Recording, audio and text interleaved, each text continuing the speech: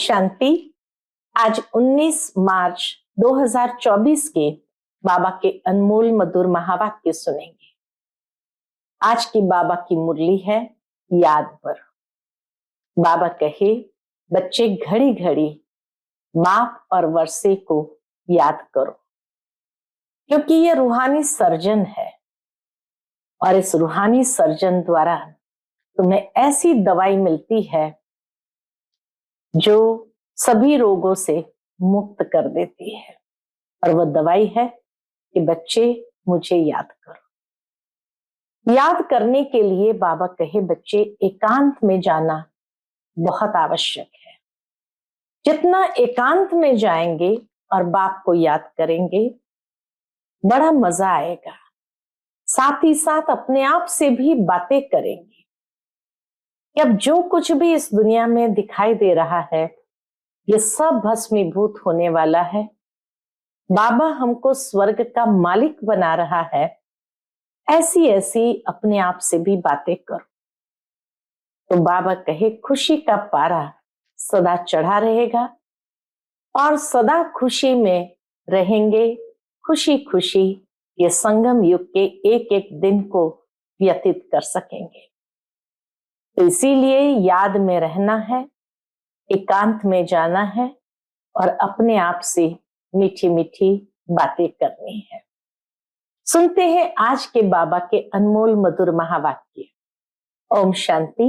मीठे बच्चे घड़ी घड़ी बाप और वर्षे को याद करो। बाप रूहानी सर्जन तुम्हें निरोगी बनने की एक ही दवा बताते हैं। कौन सी? बच्चे मुझे याद करो। आज की मुरली से प्रश्न है, अपने आप से कौन सी बातें करो तो बहुत मजा आएगा? उत्तर है, अपने आप से बातें करो। इन आंखों से जो कुछ देखते हैं, यह तो सब खत्म हो जाना है।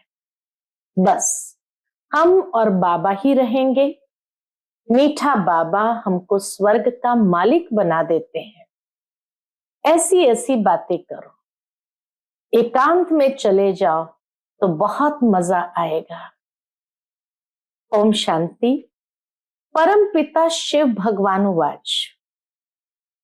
परम पिता शिव भगवान वाच क्या है आज बच्चों के प्रति?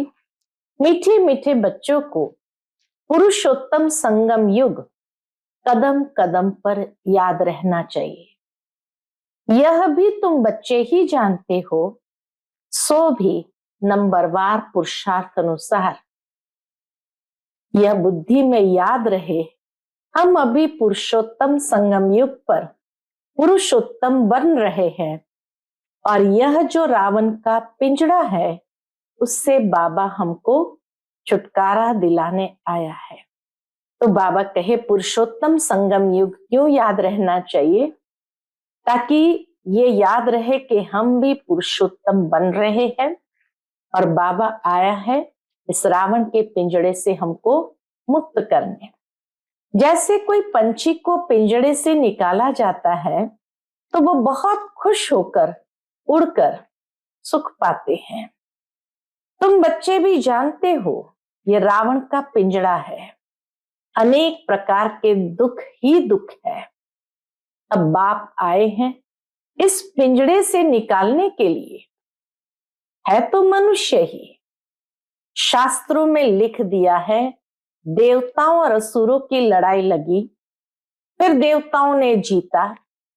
अब लड़ाई की तो बात ही नहीं। तुम अभी असुर से देवता बन रहे हो। आसुरी रावण अर्थात 5 विकारों पर तुम जीत पाते हो, न कि रावण संप्रदाय पर। मनुष्य पर जीत पाने की बात नहीं है, बुराई पर जीत पाने की बात है। 5 विकारों को ही रावण कहा जाता है, बाकी किसको जलाने आदि की बात नहीं है। तुम बच्चे बड़े खुश होते हो। अभी हम ऐसी दुनिया में जा रहे हैं जहां न गर्मी न सर्दी, सदैव बसंत ऋतु ही रहती है।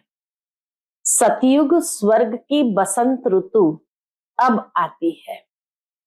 यह बसंत ऋतु तो थोड़े समय के लिए आती है। दुनिया के अंदर साल में बसंत ऋतु तो थोड़े समय के लिए आती है, लेकिन बेहद की बसंत ऋतु अभी सतयुग और त्रेता युग में अनुभव करेंगे। वह बसंत ऋतु तो तुम्हारे लिए आधा कल्प के लिए आती है। वहां गर्मी आदि होती नहीं। गर्मी से भी मनुष्य को दुख होता है, मर पड़ते हैं। जब लू लग जाती है तो कितने लोग शरीर छोड़ देते हैं। इन सभी दुखों की बातों से छूटने के लिए हमको अविनाशी सर्जन बहुत सहज दवाई देते हैं। उस सर्जन के पास जाएंगे तो अनेक दवाइयां आदि याद आएगी। यहाँ इस सर्जन के पास तो कोई दवाई नहीं, उनको सिर्फ याद करने से सब रोग छूट जाते हैं और दवाई आदि का कुछ भी नहीं है। बाबा कहे दुनिया के सर्जन के पास जाओ, अनेक दवाइयां होती है, लेकिन इस सर्जन के पास कोई दवाई नहीं। ये सर्जन कहता है सिर्फ मुझे याद करो तो सब रोग से छूट जाते हैं और दवाई आदि कुछ भी नहीं है। बच्चे कहते थे आज सेमिनार करेंगे।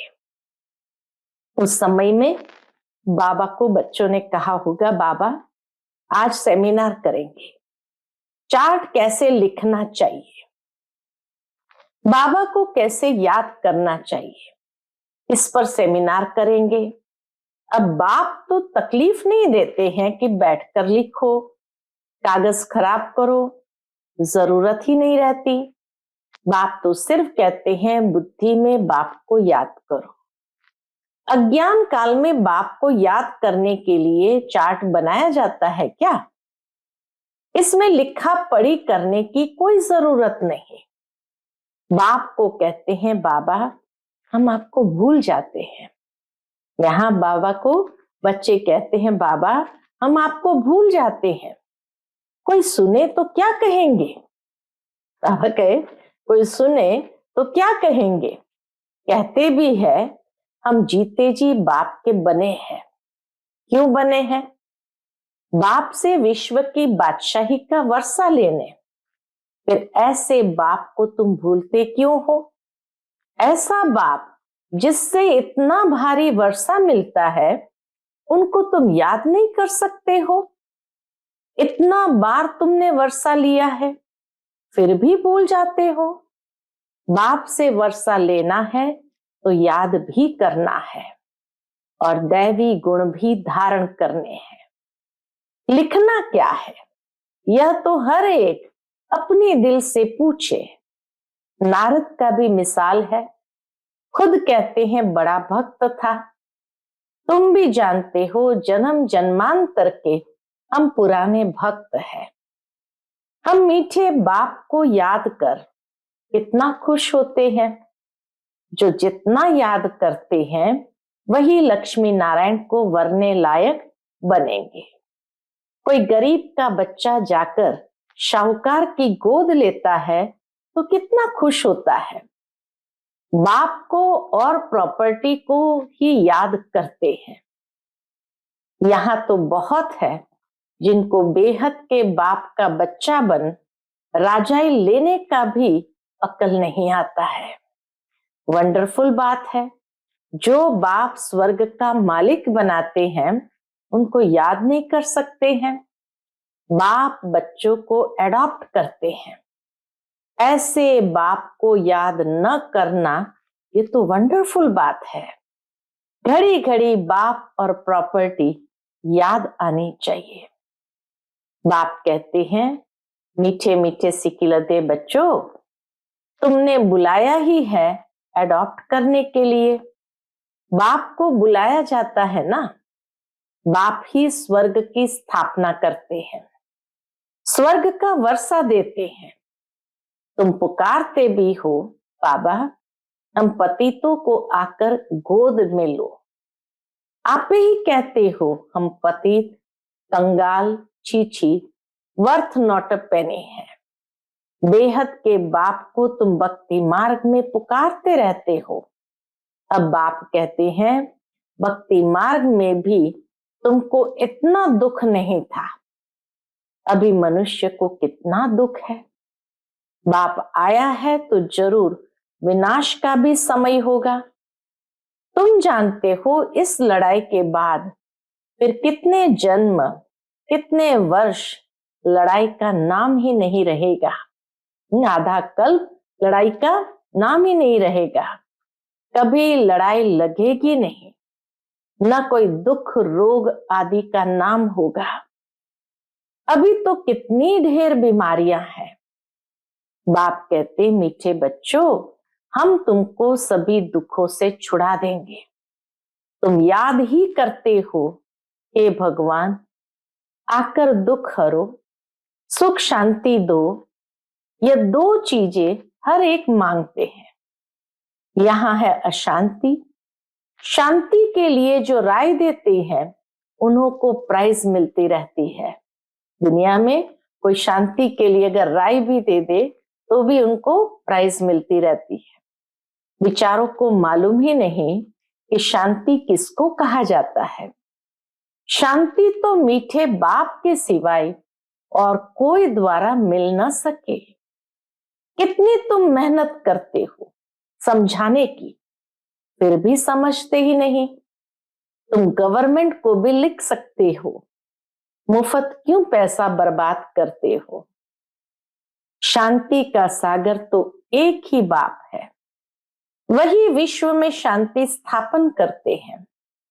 गवर्नमेंट के हेड्स को अच्छे अच्छे कागज पर रॉयल्टी से चिट्ठी लिखनी चाहिए। कोई अच्छा कागज देखकर समझते हैं कि शायद यह किसी बड़े आदमी की चिट्ठी है। बोलो, विश्व में शांति जो तुम कहते हो आगे कब हुई है? पूछो। बाबा कहे जो फिर उस प्रकार मिले, जरूर कभी मिली होगी। तुमको मालूम है, तुम तिथि तारीख सब लिख सकते हो। बाबा कहे उनको तो मालूम नहीं, तुमको मालूम है तो तुम सब तिथि तारीख सहित सब लिख सकते हो। बाप ने ही आकर विश्व में शांति सुख स्थापन किया था। वह सतयुग का समय था। यह लक्ष्मी नारायण है डिनाइस्टी की निशानी। ब्रह्मा और तुम ब्राह्मणों के पाठ का किसको भी पता नहीं है। मुख्य पाठ तो ब्रह्मा का है ना। वही रथ बनते हैं जिस रथ द्वारा बाप इतना कार्य करते हैं। नाम ही है पद्मा पदम भाग्यशाली रथ। विचार करो कैसे किसको समझाएं। बाबा कहे अंदर ही विचार सागर मंथन करना है, कैसे किसको ये सब बातें समझाएं। मनुष्य को कितना नशा है। अब तुमको बाप का ही परिचय देना है। ज्ञान तो है ही, सिर्फ ज्ञान सागर बाप के पास। ज्ञान तो है ही सिर्फ ज्ञान सागर बाप के पास। वह जब आए तब आकर दे। तब तक ज्ञान तो कोई दे ना सके। भक्ति तो सब भक्त करते ही रहते हैं, ज्ञान एक ही बाप देते हैं। ज्ञान का स्थायी पुस्तक कोई बनता नहीं है। ज्ञान तो कानों से ही सुनना होता है। यह किताब आदि जो तुम रखते हो ये सब टेम्पररी है, यह भी सब खत्म हो जाएंगे। तुम नोट्स लिखते हो यह भी खत्म हो जाने हैं। यह सिर्फ अपने पुरुषार्थ के लिए है। बाबा कहे ये नोट्स आदि जो भी लिखते हो ये सब अपने पुरुषार्थ के लिए है। बाप कहते हैं टॉपिक्स की लिस्ट बनाओ तो याद आएगा, परंतु यह तो जानते हो ये पुस्तक आदि कुछ भी नहीं रहेंगे। तुम्हारी बुद्धि में सिर्फ याद ही चल पड़ेगी। आत्मा बिल्कुल बाप जैसी भरपूर हो जाती है। बाकी जो भी पुरानी चीजें इन आंखों से देखते हो वह भी खत्म हो जाएगी। पिछाड़ी में कुछ भी रहना नहीं है। बाप अविनाशी सर्जन है, आत्मा भी अविनाशी है। एक शरीर छोड़ दूसरा लेती है। दिन प्रतिदिन जो भी शरीर मिलता है कैसा होता है, तमो प्रधान प्रकृति का, तो बाबा के छी ही मिलता है। अभी तुम बच्चे जानते हो हम श्रेष्ठाचारी बन रहे हैं, बाप ही बनाते हैं, साधु संत आदि थोड़ी बनाते हैं। बाप तुमको श्रेष्ठाचारी बनाते हैं। बाप कहते हैं मीठे बच्चे, मैं तुम्हें अपने नैनों पर बिठा कर ले जाऊंगा। कितना बाबा प्यार करते हैं, कहते हैं मीठे बच्चे, मैं तुम्हें अपने नैनों पर बिठा कर ले जाऊंगा। आत्मा भी यहाँ नैनों पर बैठती है। भ्रुकुटी के बीच में बैठना माना नैनों पर बैठती है। बाप कहते हैं हे आत्माएं, तुम सबको निहाल कर ले जाऊंगा, बाकी थोड़ा समय है, अब मेहनत करो। अपने दिल से पूछो, मैं स्वीट बाबा को कितना याद करता हूं। हीर रांझा का विकार के लिए लव नहीं था, शारीरिक प्यार था। याद करते थे और सामने आ जाता था, दोनों आपस में मिल जाते थे। बाप कहते तुम भी ऐसे बनो, बाबा को बहुत प्रेम से याद करो, तो फिर जैसे बाबा भी सामने आ जाएंगे। वह है एक जन्म के आशिक माशुक, तुम हो जन्म जन्मांतर के। यह बातें इस समय ही होती है। आशिक माशुक का अक्षर भी स्वर्ग में नहीं है, वह भी पवित्र रहते हैं। मनसा में ही ख्याल आते हैं, सामने देखा और खुश हुए। तुम बच्चों को देखने की तो कोई चीज नहीं। इस समय सिर्फ अपने को आत्मा समझो और माशुक बाप को याद करो। आत्मा समझ बाप को बहुत खुशी से याद करना है। बाप समझाते रहते हैं, भक्ति मार्ग में तुम ऐसे आशिक थे, माशुक पर कुर्बान जाते थे। आप आएंगे तो हे माशुक, हम तुम पर वारी जाएंगे। अब माशुक आया हुआ है सबको गोरा बनाने। जो जैसा है ऐसा बनाने की कोशिश करते हैं। तुम गोरा बनते हो तो शरीर भी गोरा बनेगा। आत्मा में ही खाद पड़ती है। अब तुम मुझे याद करो तो खाद निकल जाएगी। यहां तुम बच्चे आते हो, एकांत बहुत अच्छी है। पादरी लोग भी पैदल करते हैं, एकदम साइलेंस में रहते हैं। माला हाथ में रहती है, कोई को देखते भी नहीं है, धीरे धीरे चलते जाते हैं। हाथ में माला होती है, माला फेरते हुए चलते जाते हैं। वो लोग क्राइस्ट को याद करते रहेंगे, बाप को तो जानते ही नहीं। मेरे लिए तो कह देते नाम रूप से न्यारा है।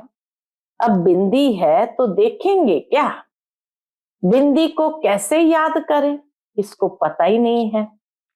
तुमको अभी मालूम पड़ा है तो तुम यहाँ आते हो।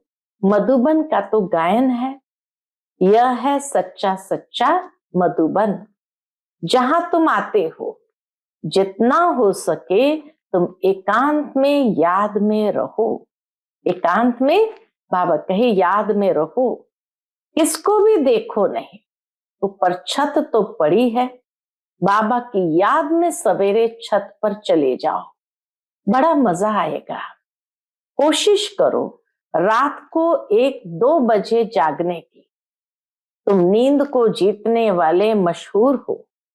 रात को जल्दी सो जाओ, फिर 1-2 बजे उठकर छत पर एकांत में याद की यात्रा करते रहो। बहुत जमा करना है।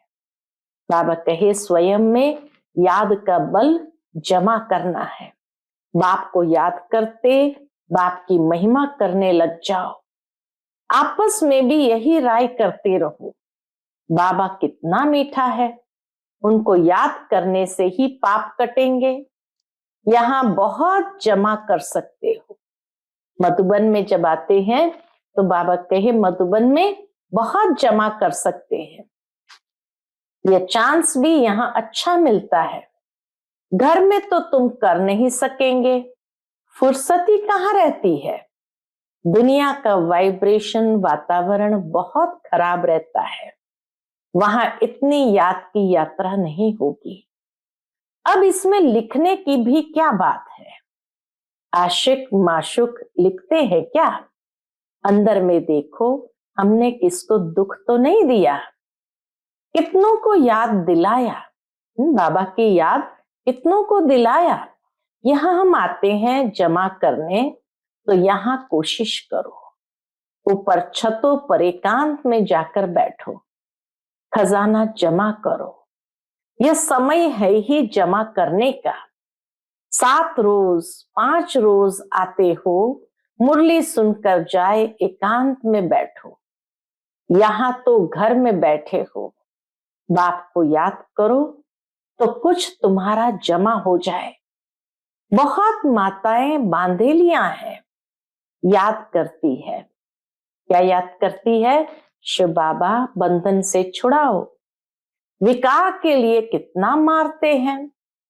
खेल दिखाया है ना, द्रौपदी के चीर हरे। तुम सब द्रौपदियां हो ना, तो बाप को याद करते रहना है। बाबा युक्ति तो बहुत बतलाते हैं, इसमें स्नान आदि की भी बात नहीं रहती।